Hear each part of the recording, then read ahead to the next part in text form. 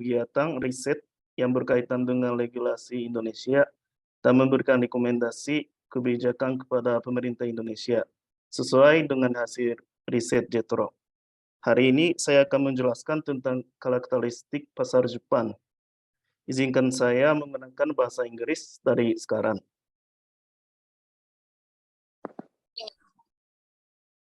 So, Indonesia and Japan signed the peace treaty in 1958, and diplomatic relations between the two countries have continued from there to the present.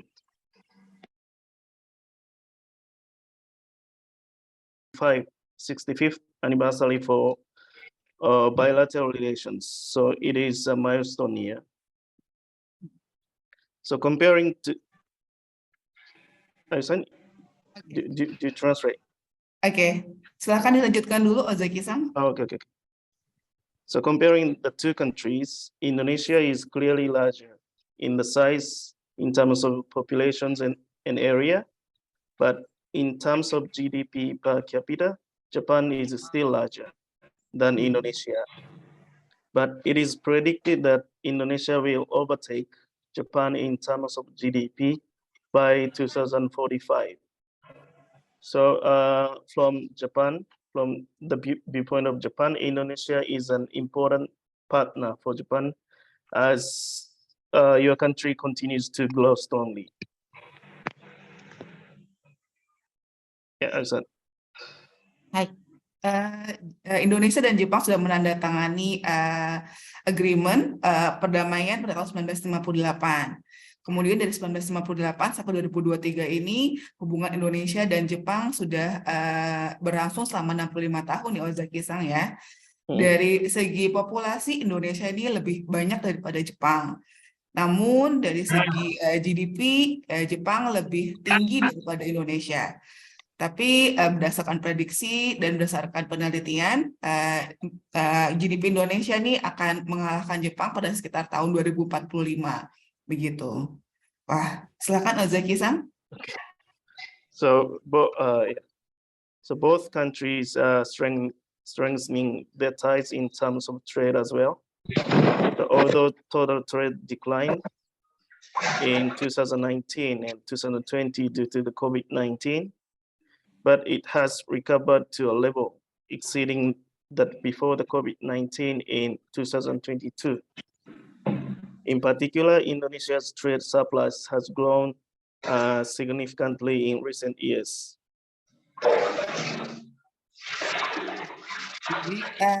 Total perdagangan antara Indonesia dan Jepang sebelumnya sempat turun selama corona. Tapi mungkin sekitar 2019 dan 2020.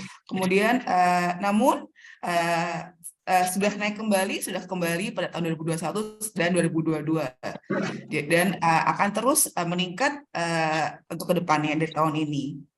Bapak dan Ibu silahkan ini melihat ada total perdagangan baik dalam bidang minyak, gas, ekspor, impor, baik dari minyak dan gas dan lainnya.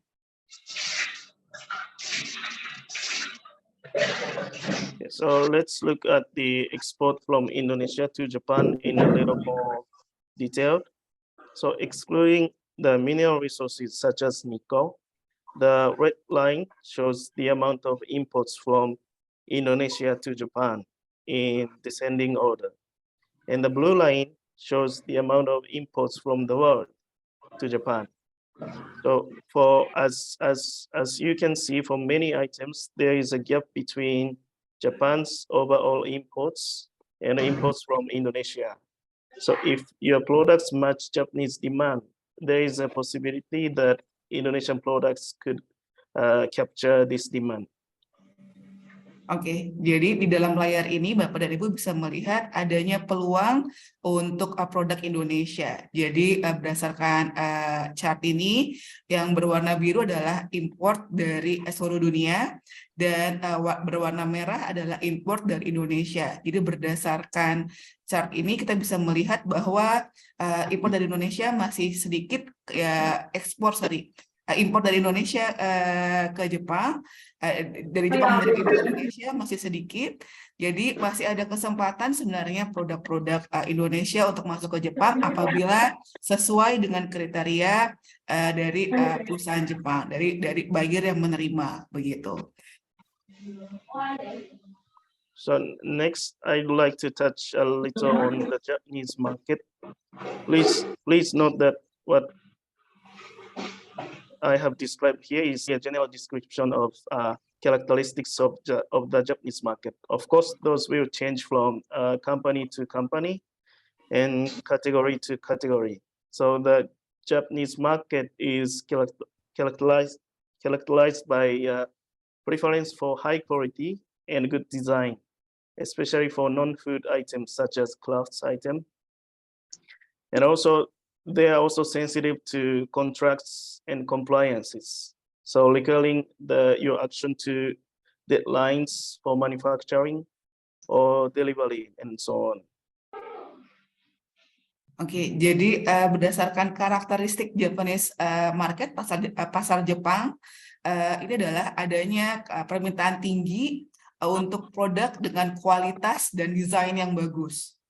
Dan juga Bapak Ibu yang bekerja sama yang akan ekspor ke Jepang diminta untuk sangat tight, sangat disiplin dengan kontrak yang ada. Jadi tidak ada yang namanya keterlambatan, kemudian penyelewengan dari kontrak yang ada. Kemudian juga diperlukan adanya deadline, adanya waktu yang secara tepat untuk pengiriman dan juga produksi. Jadi bagi orang Jepang yang namanya waktu dan komitmen adalah hal yang penting begitu. And Japanese business ethics includes a strong respect for culture and traditions, and also cautious approach to decision making.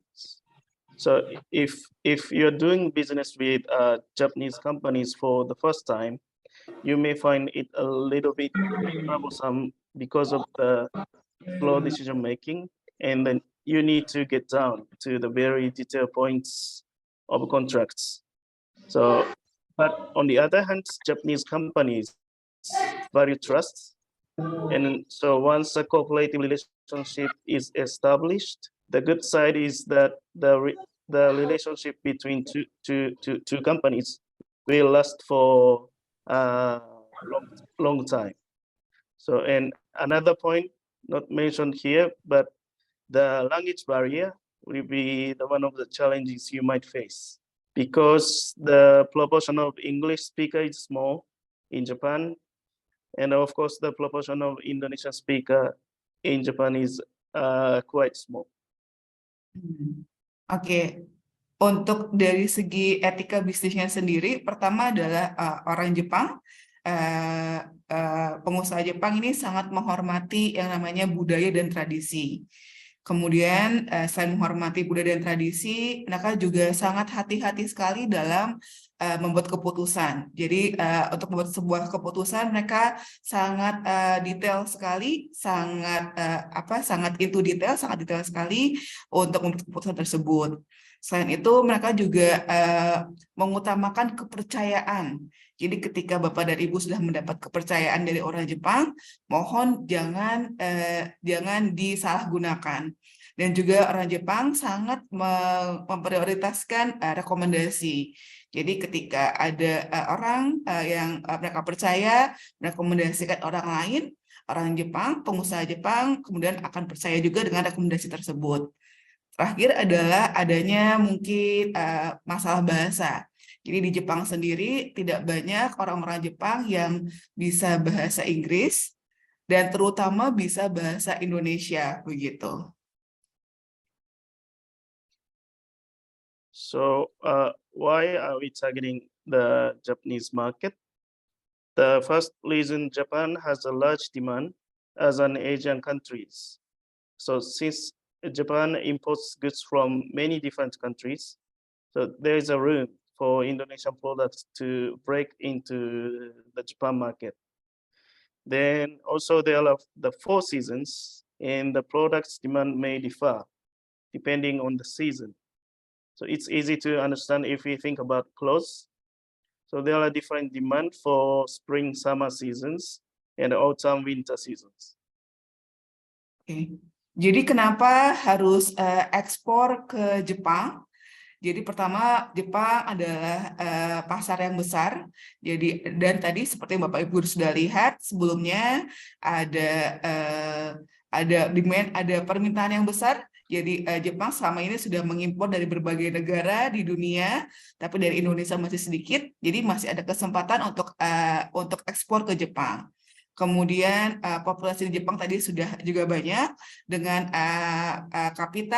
pendapatan per kapita setiap tahunnya adalah 40.000 US dollar. Terakhir di Jepang ada 4 musim. Jadi dengan adanya 4 musim ini produk Bapak Ibu yang apabila sesuai dengan musim tersebut bisa kemudian dipasarkan atau dijual di Jepang. Jadi setiap musim itu membutuhkan produk yang spesifik atau masing-masing begitu. So from here, I would like to move on to a little bit about exports.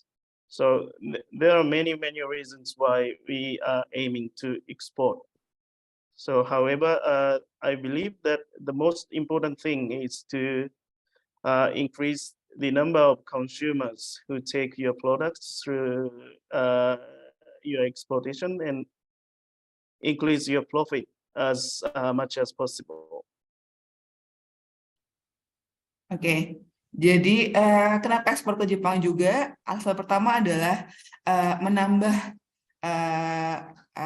konsumen kita, menambah konsumen produk-produk Indonesia, dan juga dengan bertambahnya konsumen produk-produk Indonesia di Jepang, bertambah juga pendapatan untuk UMKM Indonesia. Okay. So when considering exporting, there are many steps to consider. So here are some examples. So first of all, you have to find what kind of laws and regulations exist in the partner countries. And also, is there any FTA or EPA that can be used for your products? Or are there any partners who will import your products in the first place? Or are there any support organization like us that can provide such information and so on? So, Jadi, oke, silakan Ozaki-san. Okay. Then, in addition, when looking at ways to improve your products for export, what price range is acceptable locally? And can you set the price for your products? Or what is most efficient marketing method in the Japanese markets? What are the most efficient sales channel in Japan, and so on? So I think there are many points to consider in order to continue exporting successfully. Oke, untuk ekspor ke Jepang ada beberapa langkah yang sudah Ozaki-san jelaskan. Pertama adalah Bapak dan Ibu bisa menghadiri atau ikut serta dalam training ekspor dan impor, terutama yang diselenggarakan oleh organisasi dan perusahaan-perusahaan Jepang. Kemudian mencari informasi dari FTA, dari trade agreement, tarif, dan lain-lainnya. Kemudian juga mencari partner dan organisasi yang bisa membantu, yang bisa memberikan informasi mengenai ekspor impor ke Jepang, seperti JETRO. Ada juga mungkin persiapan bahasa, kemudian persiapan teknik promosi, dan juga harus banyak mencari tahu mengenai regulasi, standar, dan sertifikat yang dikeluarkan oleh Jepang untuk setiap produk. Kemudian ada juga selanjutnya untuk langkah-langkah ekspor ke Jepang adalah mengerti harga pasar di Jepang. Jadi bagaimana kompetisi dan perbandingan produk yang sama yang sudah dijual di Jepang. Kemudian juga mengenai produknya apakah sesuai dengan pasar Jepang, dengan selera mereka, dan apakah sudah masuk dalam kualitas ekspor berdasarkan desain, kualitas, dan bahannya. Kemudian Bapak dan Ibu juga harus tahu bagaimana cara memasarkan produk di Jepang. yang berbeda dengan Indonesia. Bagaimana membuat marketing analisisnya, kemudian melihat target market, dan lainnya. Terakhir adalah mengikuti ajang promosi atau komunikasi seperti dalam eksibisi, pameran, dan lain-lain yang diselenggarakan oleh organisasi atau perusahaan-perusahaan Jepang, begitu. So here are the just two examples of the useful websites.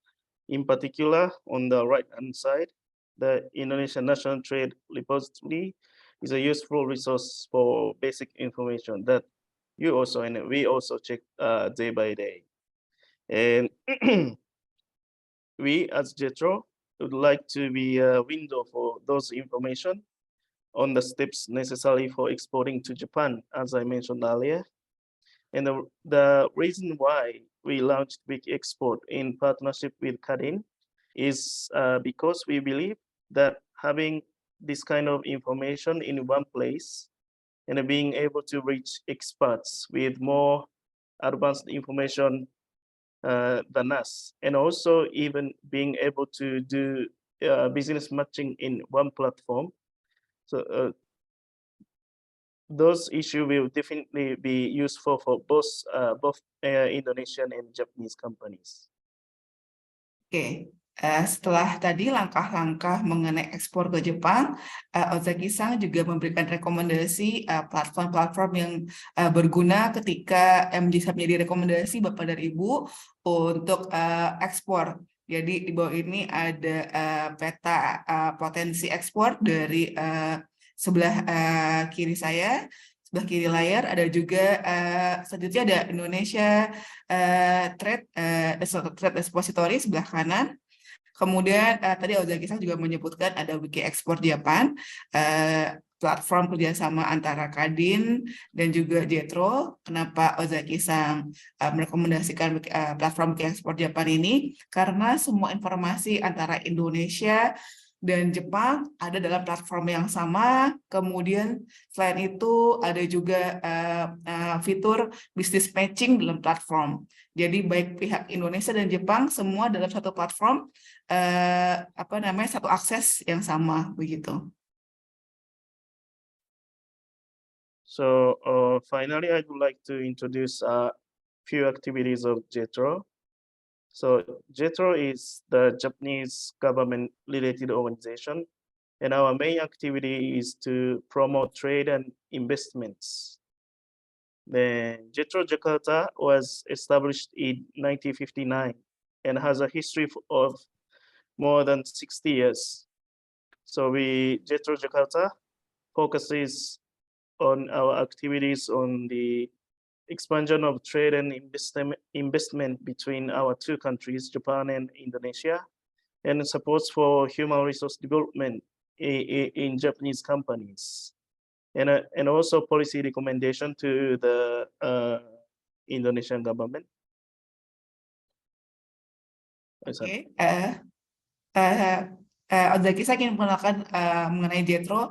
Jadi kalau Bapak Ibu belum tahu, JETRO adalah Japan External Trade Organization, sebuah organisasi di bawah pemerintah Jepang untuk mempromosikan perdagangan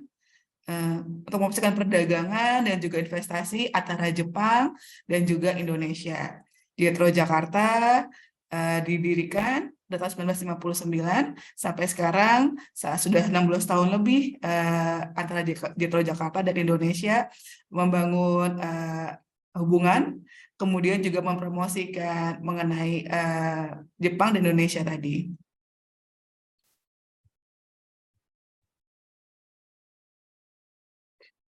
As for export support project for Indonesian companies, we are working with the Ministry of Trade to help, to support good design Indonesia's products gain acceptance in the Japanese market.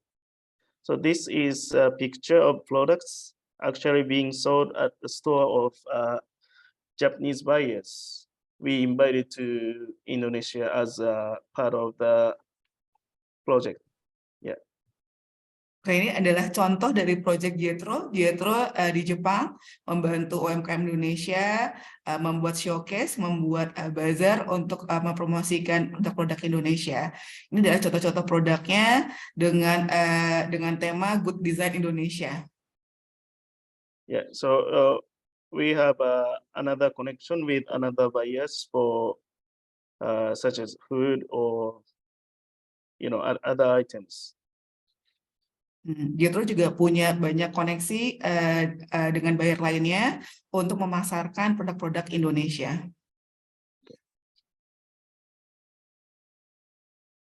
Oh, so I would like to show you a video prepared by Jetro. The purpose of this video is to attract investment from Indonesia to Japan. So please understand that the purpose of this video is slightly different from with today's seminar's topic. Oke, jadi Ozaki-san akan menayangkan video mengenai investasi di Indonesia dari Jepang. Jadi ini agak berbeda sedikit kalau tadi sebelumnya kita membahas ekspor ke Jepang, kalau ini adalah investasi dari Jepang ke Indonesia. Silakan Ozaki-san.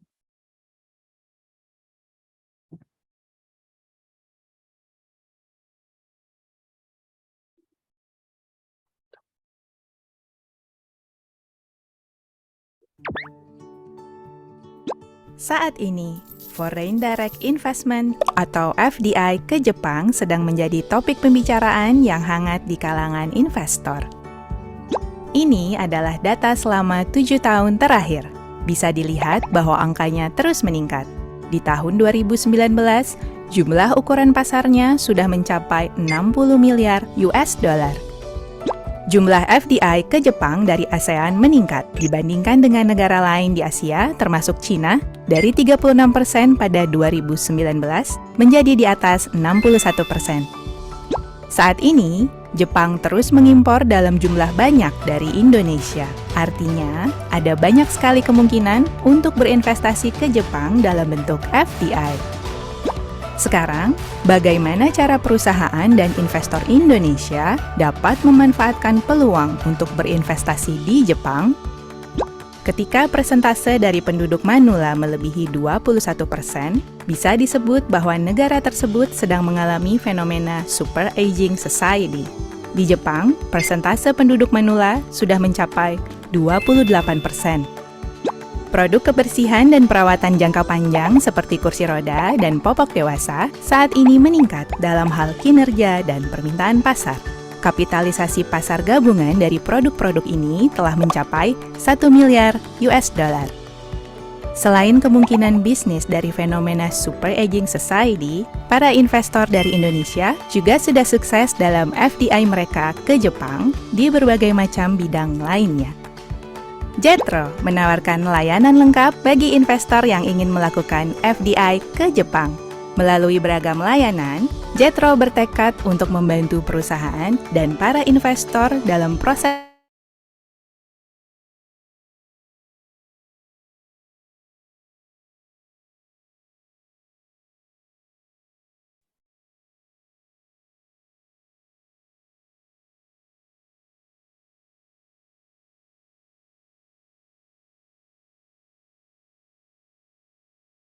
Ozaki-san, videonya terhenti.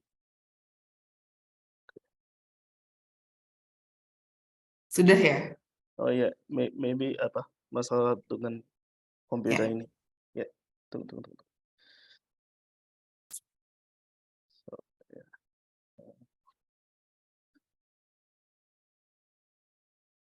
Aisan, can you see my slides? Yes, I can see your slide.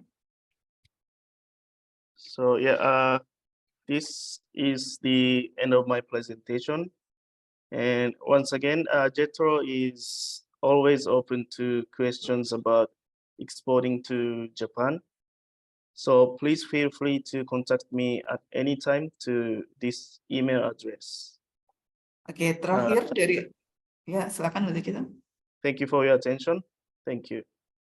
Oke, jadi terakhir dari Ozaki-san, apabila Bapak dan Ibu memiliki pertanyaan atau ingin berkonsultasi, silakan langsung datang ke kantor Jetro Jakarta Office di Jakarta, di Sumitmas, Jalan Jenderal Sudirman, atau Bapak dan Ibu bisa mengirimkan email kepada Ozaki-san di alamat email berikut. Silakan di-capture Bapak dan Ibu apabila dibutuhkan di screenshot.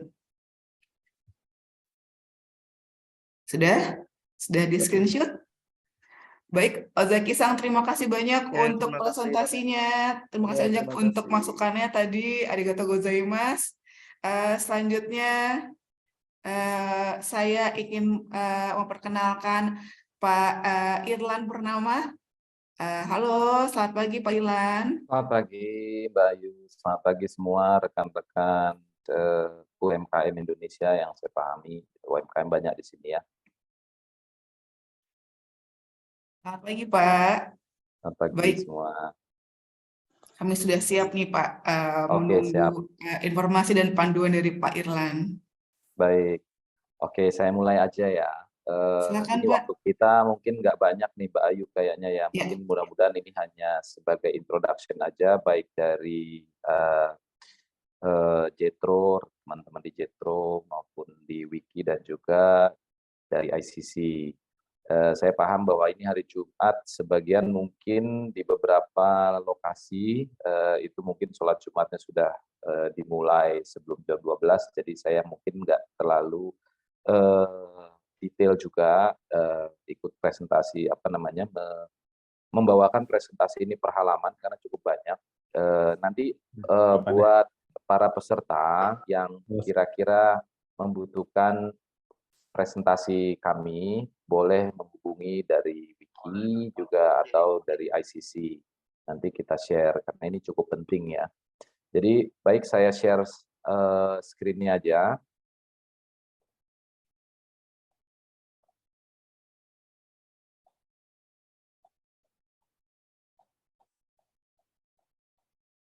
Oke, sudah terlihat jelas ya semuanya? Sudah, Pak. Oke, baik. Jadi hari ini dari kami ICC, International Chamber of Commerce, akan meng-highlight beberapa hal penting dalam transaksi perdagangan internasional. Jadi kalau kita mendengarkan penjelasan dari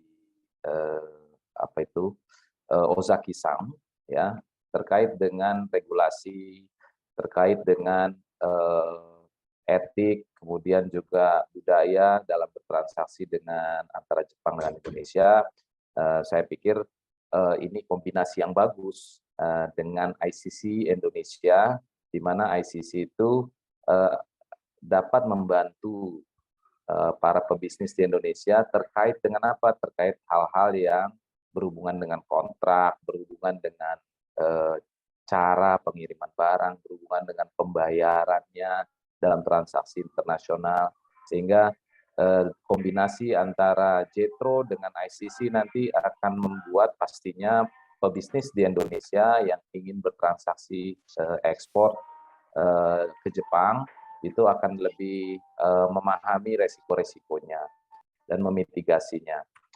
Nah, berikut mungkin terkait dengan ICC terlebih dahulu ya. Jadi International Chamber of Commerce atau ICC kalau di Indonesia ini kita sebutnya Kamar Dagang Kamar Dagang Indonesia ya, internasional. Nah, kalau di dunia ini ICC Chamber of Commerce ini sudah didirikan di Paris tahun 1919. Jadi poinnya adalah ini merupakan non-profit World Business Organization dan juga sebagai International Trade Rules Making Body. Jadi ICC Internasional ini adalah salah satu lembaga yang membuat rules ya. Rules itu bukan bukan hukum ya, tapi aturan-aturan yang disepakati dalam hal transaksi internasional.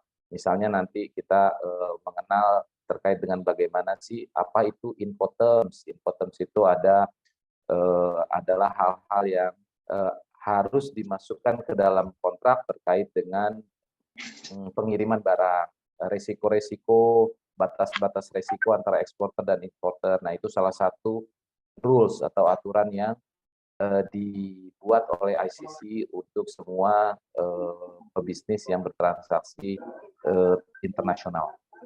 Nah, kemudian juga kita punya representatif di lebih dari 130 negara termasuk Indonesia, ada ICC Indonesia juga. Tujuannya itu adalah, mohon maaf ini ada mungkin ada speaker yang terbuka ya, takutnya mengganggu yang lain. Mungkin bisa di mute dulu. Oke, thank you. Jadi misinya itu adalah to make the business work for everyone, every day and everywhere. Kemudian juga kita memfasilitasi, ya, facilitating and promoting trade among countries. Nah, seperti saat ini sekarang yang kita lakukan, kita bekerja sama dengan JETRO dan juga Wiki itu untuk memfasilitasi dan mempromosikan transaksi perdagangan antar negara, dalam hal ini Jepang dan Indonesia. Nah, itu salah satu dari beberapa misi ICC internasional, ya, termasuk ICC Indonesia sebagai representative office. Kemudian juga ICC itu merupakan voice of the world business of international. Jadi masukan-masukan dari semua pelaku usaha yang melakukan transaksi internasional itu kita fasilitasi dan kita tampung dan kita coba untuk memberikan solusi jika memang ada hal-hal yang diperlukan oleh para pebisnis. Jadi terkait dengan itu, promosi yang saya sebutkan di awal, kemudian helping business corporation to take on the challenges and opportunities, kemudian provide market leading dispute resolution. Nah, ini juga salah satu yang perlu di highlight juga, terutama untuk para pebisnis di Indonesia. Jika ada transaksi internasional, kemudian ada dispute, ya, dengan partner di luar negeri atau donaturnya, nah itu bisa menghubungi kita dan kita bisa bantu sepanjang transaksi itu memang dalam area dari ICC International atau ICC Indonesia. Misalnya contohnya ada transaksi yang menggunakan LC atau documentary collection yang mungkin nanti akan saya perjelas lebih dalam. Terus ada dispute gitu ya, karena kita sebagai pembuat rules, ya, pembuat aturan internasional terkait dengan transaksi LC, kemudian bank garansi, kemudian juga documentary collection, kita juga provide resolution, ya, pendampingan lah ya, pendampingan jika terjadi dispute. Nah, tapi tentunya hal ini bisa kita hindari jika knowledge atau pemahaman kita terhadap rule yang terkait dengan international transaction tadi bisa kita pahami di awal. Nah, itu sebabnya nanti ada beberapa slide yang memang akan dijelaskan secara komprehensif dulu lah ya, secara global dulu, apa saja ya yang perlu diperhatikan bagi pebisnis untuk transaksi internasional.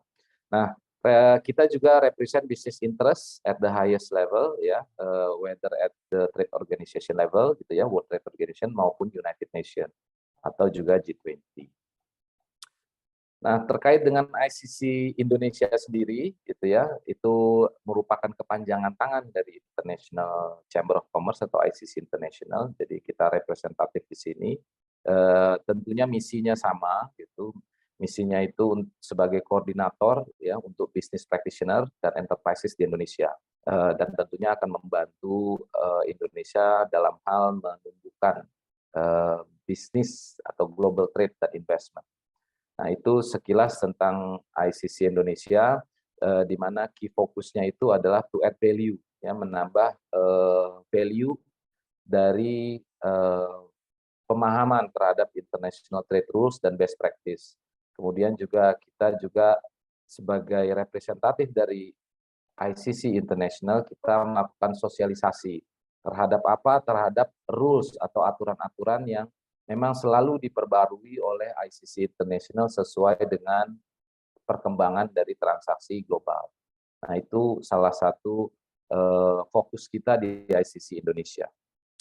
Di samping juga pastinya seperti yang saya sampaikan tadi, advisory, kemudian juga membantu dalam hal dispute atau memang ada kebutuhan terkait dengan training atau penambahan knowledge. Nah, itu bisa kita lakukan sehingga antara CETRO, Wiki, dan ICC itu selaras dalam hal mendorong transaksi internasional terutama dari UMKM saat ini.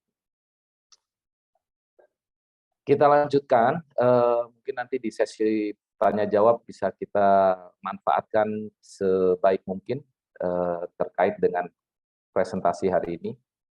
Nah, ini adalah alur perdagangan internasional. Dalam perdagangan internasional siapapun di negara manapun, ya, ada 4 hal yang harus diperhatikan. Nah, hal pertama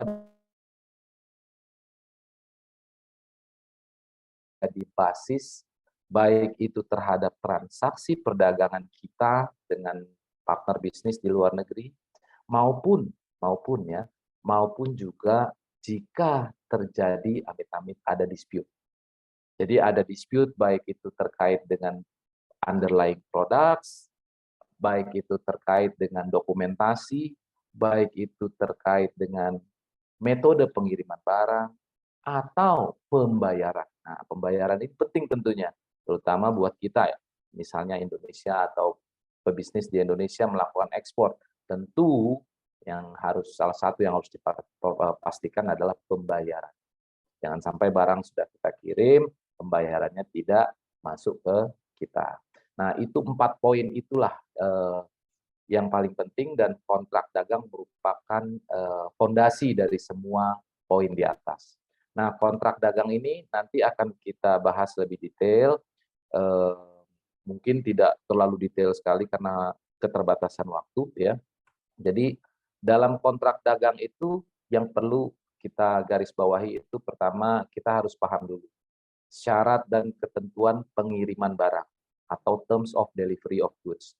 Nah, kita tuh mengenal dalam transaksi internasional itu ada yang namanya Incoterms. Incoterms ini merupakan salah satu rules, salah satu aturan yang memang dibentuk, dibuat, dan diperbarui atau diupdate setiap 10 tahun.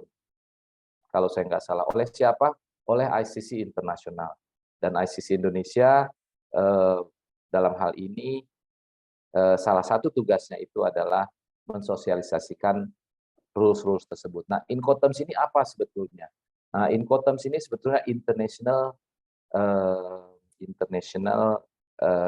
commercial terms. Terkait dengan apa?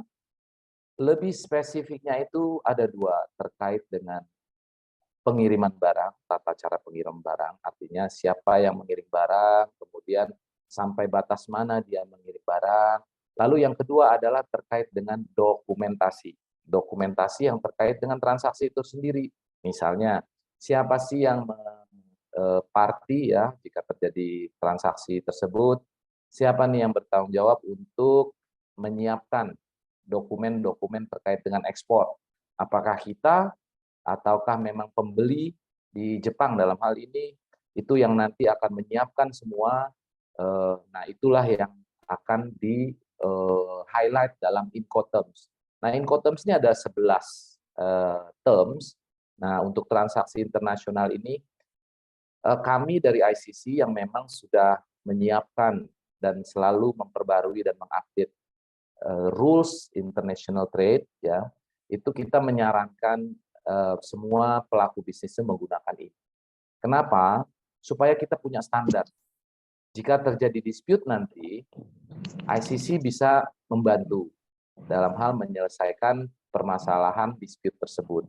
Karena semua yang ada di Incoterms itu sudah cukup detail. Ya. Kita tidak akan membahas semua, mungkin saya kasih nanti 1 atau 2 contoh Incoterms yang sering digunakan ya, misalnya ada X-Word, ada CIF, nanti kita 1 atau 2 saya ini ya. Nah, itu seperti yang saya sebutkan, siapa yang mengurus bea cukai dan di mana, kemudian asuransi siapa yang mengcover. Nah, itulah Incoterms. Nah, jadi dalam kontrak tadi, di mana ada 4 kontrak, kemudian pembayaran, ada pengiriman barang, ada. Nah, itu dalam kontrak itu kita sarankan gunakan salah satu terms dalam Incoterms tersebut. Ya. Satu lagi yang perlu saya sampaikan bahwa Incoterms atau semua rules yang ada di ICD bukan wajib digunakan oleh kita, ya, atau semua pelaku bisnis, no. Jadi itu bukan obligatori atau wajib kita gunakan, tapi karena Incoterms ini dan rules-rules lain sudah digunakan mungkin oleh hampir semua pelaku bisnis dengan tujuan itu standarisasi tadi. Jadi jika ada dispute itu kita ada apa namanya? Ada satu rules di mana semua orang bisa kembali ke sana.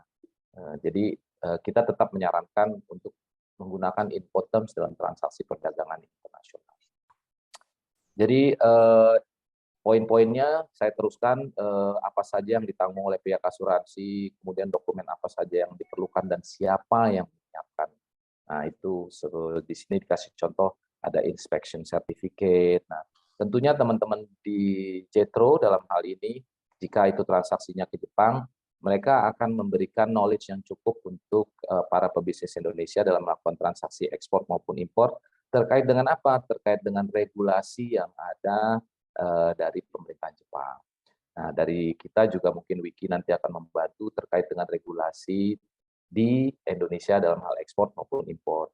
Sementara ICC itu akan membantu dalam hal kontrak, kemudian pembayaran, pengiriman barang, dan rules-rules lain yang memang menjadi ranah kita. Jadi kontrak dalam perdagangan internasional itu ya berisikan salah satunya adalah metode pembayaran. Nah, ini kita sudah masuk ke metode pembayaran. Di mana di dalam kontrak tentunya dalam hal transaksi bisnis itu kita harus pastikan bahwa metode pembayaran itu kita paham, itu satu. Yang kedua, kita harus memitigasi semua resiko non-payment.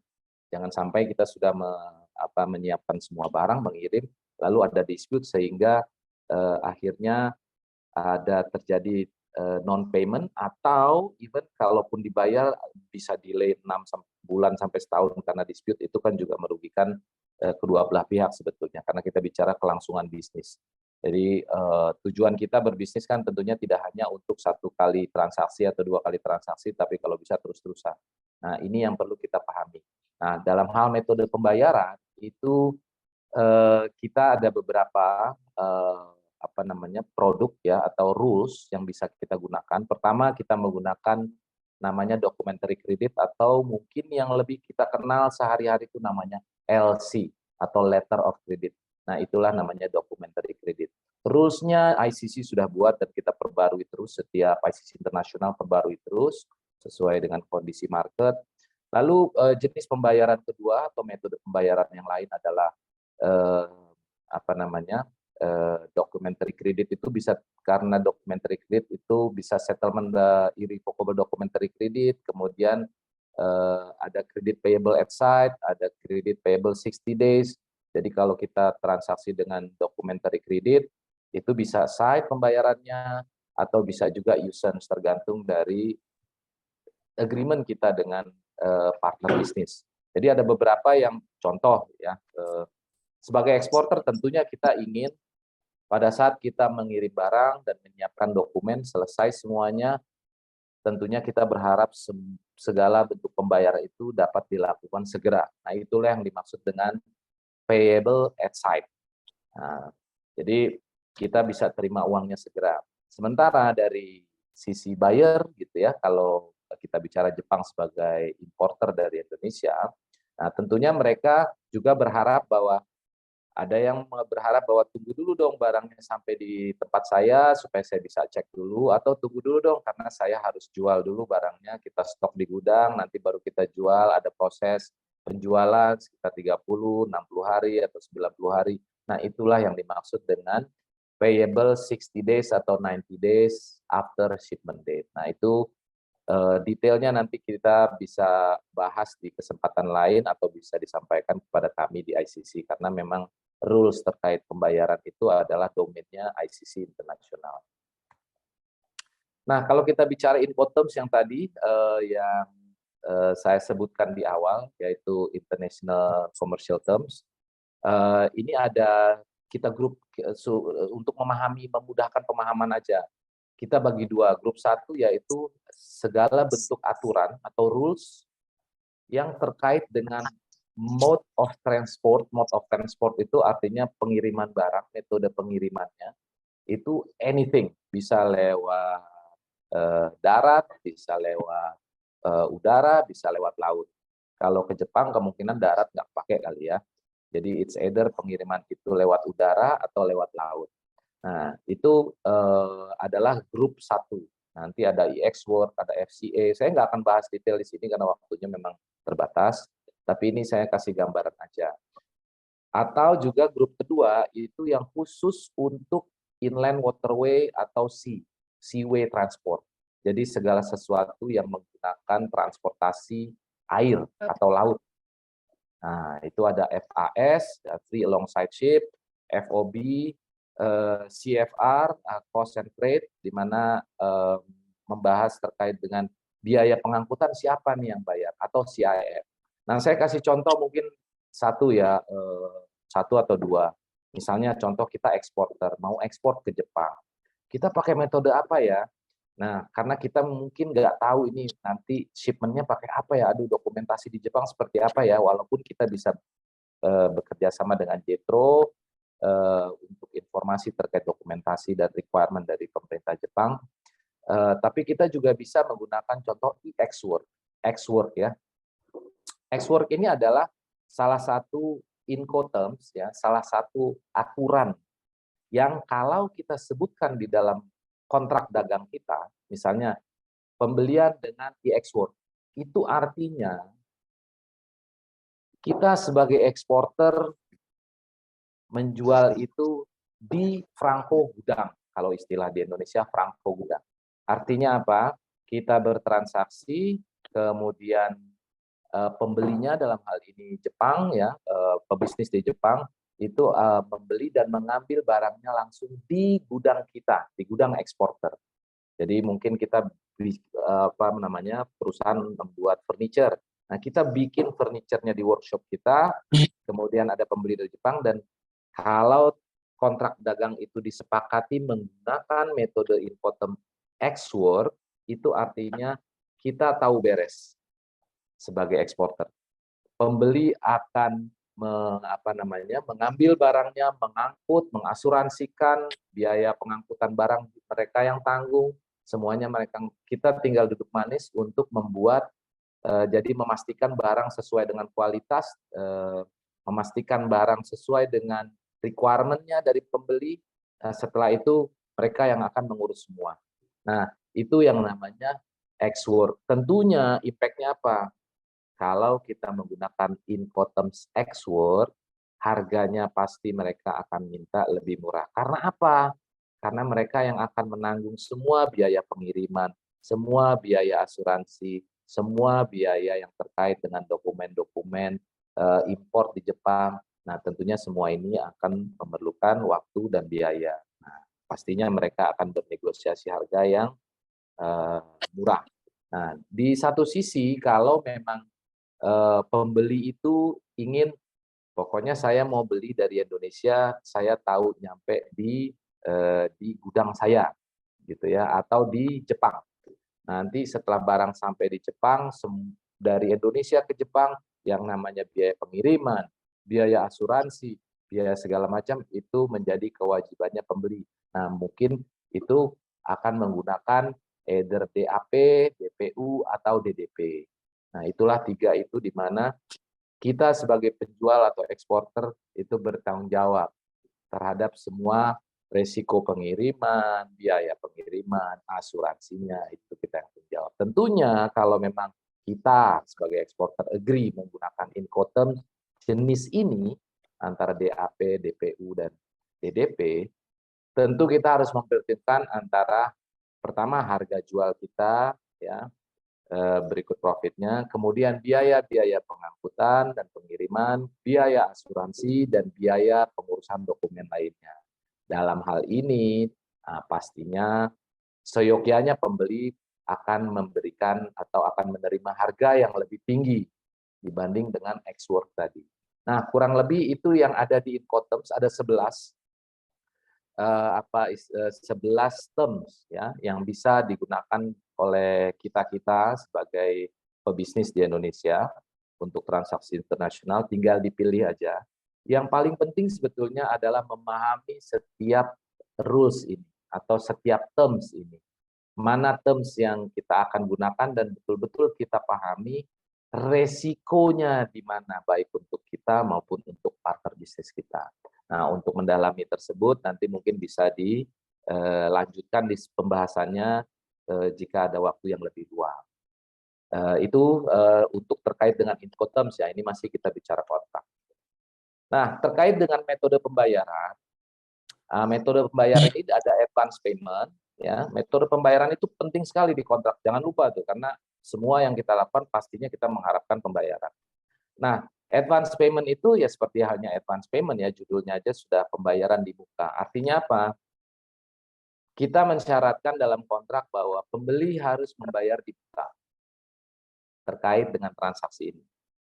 Nah, jadi advance payment ini itu favorable ya, sangat menguntungkan untuk siapa? Untuk kita eksporter. Tapi tentunya saya tidak bilang tidak menguntungkan, tapi tentunya beresiko lebih bagi siapa? Bagi pembeli di Jepang ya. Bagi importer Jepang itu jauh lebih beresiko. Resikonya apa? Terhadap kualitas produk karena sudah bayar di awal gitu ya. Nah, jadi kemudian juga terkait pengiriman, resiko-resiko lain. Ya, jadi itu advance payment. Tentunya apa impact-nya harus dipikirkan. Kalau advance payment pastinya harganya kemungkinan besar akan ditekan karena kita sudah punya duit, kita sudah terima uang dulu. Nah, gitu. Nah, kemudian metode pembayaran lain tentunya open account. Nah, ini kebalikan dari advance payment tadi, di mana kita sebagai eksporter itu membuat dulu, manufacturing dulu, kirim dulu, nanti setelah pembelinya terima, kemudian masuk gudang, segala macam dicek oke, baru dibayar. Makanya namanya open account. Nah, ini harus dipahami bahwa ini tentunya lebih beresiko, ya, lebih beresiko untuk penjual atau eksporter. Namun resikonya tentu lebih kecil di sisi importer. Lalu jalan tengahnya seperti apa kalau memang misalnya teman-teman Jetro ada pembeli di Jepang, mereka maunya open account aja karena kalau saya bayar advance nanti nggak dibikin, uang dikirim lalu kabur, atau uang dikirim dibuat produknya ternyata tidak sesuai dengan kualitas dalam kontrak, tidak sesuai dengan kualitas kita. Itu resiko kita nggak mau. Nah, sementara di sisi eksporter, di sisi kita, wah jangan dong kalau open account, nanti saya udah bikin barangnya, kualitas sudah oke, saya kirim, ternyata nggak bayar. Tapi untuk Jepang mungkin saya perlu informasiin dulu sebelum saya lupa. Jadi pengalaman saya 25 tahun di perbankan, especially di international transaction ya, international banking, specifically di trade finance. Ada beberapa negara yang menurut saya dalam transaksi internasional yang pernah saya tangani di beberapa bank gitu ya, selama 25 tahun lebih saya di bank, ada beberapa negara yang begitu atau sangat reliable, baik dalam hal dokumentasi itu begitu detail, begitu kesesuaian dengan kontrak, begitu juga dengan paymentnya. Salah satunya di negara di dunia itu adalah Jepang. Jadi ini mungkin memberikan comfort yang additional comfort buat teman-teman ya, kalau memang ingin bertransaksi dengan Jepang. Mereka itu boleh dibilang pengalaman saya hampir ya, saya itu udah di 12 bank mungkin ya, sampai sejauh ini. Nah, itu yang namanya transaksi dengan pebisnis di Jepang, itu boleh dibilang kalaupun saya harus cek dokumen, itu saya sulit sekali menemukan istilah di perbankan itu namanya discrepancy. Jadi ketidaksesuaian dokumen itu hampir minimal sekali dan sulit saya temukan dalam setiap transaksi. Ya, itu mungkin bisa menjadi masukan juga buat teman-teman dan memberikan additional comfort ya kalau memang ingin bertransaksi dengan Jepang. Jadi Jepang itu memang mungkin tingkat disiplinnya, etiknya itu disiplinnya tinggi ya. Jadi anyway kembali ke metode pembayaran. Tadi kita udah bahas advance payment dan open account. Tentunya dua-duanya ini beresiko masing-masing. Lalu gimana dong kalau misalnya eksporter maunya terima uang duluan, tapi importer di Jepang, pembelinya maunya terima bayarnya belakangan. Nah, itu ada beberapa metode lain yang memang di-create oleh ICC, rules-nya, aturan mainnya, karena memang transaksi ini banyak di dunia. Nah, salah satunya adalah documentary collection. Documentary collection itu artinya pembayarannya itu dilakukan setelah dokumennya, bukan barangnya. Dokumen yang memang menjadi kewajiban eksporter itu sudah disampaikan ke bank. Nah, setelah disampaikan ke bank, bank akan mengkontak pembelinya untuk segera melakukan pembayaran. Kalau tidak melakukan pembayaran, dokumen kita tahan. Jadi bank itu sudah berfungsi sebagai dalam hal ini kantor pos. Jadi kita tidak akan memberikan dokumen-dokumen tersebut kepada importer sebelum mereka melakukan pembayaran. Nah, rules-nya itu ada. Jadi rules-nya seperti halnya Incoterms, documentary collection juga punya rules sendiri. Ya, nanti kita kalau memang mau perlu knowledge yang lebih dalam, kita adakan sesi yang lain membahas terkait rules-rules metode pembayaran. Selain documentary collection, apalagi ya documentary collection selain itu ada documentary credit atau LC. Nah, kalau LC ini fungsi bank bukan hanya sebagai kantor pos, ya pemegang dokumen bukan, tapi juga penjamin. Artinya apa? Kalau menggunakan transaksi ekspor menggunakan LC, begitu barang dikirim dan dokumen diserahkan ke bank, bank bisa melakukan pembayaran lebih dulu dan menjamin, ya, menjamin bahwa importer pasti akan bayar kalau dokumennya itu sesuai. Dokumen, bukan barang. Jadi kita sudah mainnya di dokumen. Sepanjang dokumen itu sesuai, bank yang terlibat, terutama issuing bank, ya akan menjamin pembayarannya apapun yang terjadi. Misalnya ada dispute terkait dengan underlying goods, kualitas, atau even pembelinya bangkrut. Itu bank akan menjamin pembayarannya. Kenapa bisa begitu? Ya memang karena rules-nya seperti itu. Nah, rules yang dibuat oleh ICC dan disepakati oleh semua bank di dunia bahwa jika menggunakan documentary credit atau LC, maka bank akan menjadi penjamin pembayaran dalam kondisi apapun. Kurang lebih seperti itu. Nah, itulah metode-metode pembayaran yang bisa digunakan. Ada juga bank garansi dan SBLC, tapi yang paling banyak itu 4 di atas ya. Nah, ini yang saya maksud tadi penjelasan terkait dengan rules. Ini ada beberapa contoh, misalnya UCP, Uniform Custom Payments. Ya, UCP itu mengatur terkait dengan documentary credit, aturan-aturan terkait dengan letter of credit atau LC. Lalu ada ASPP, ada ASP, itu yang terkait dengan standby letter of credit.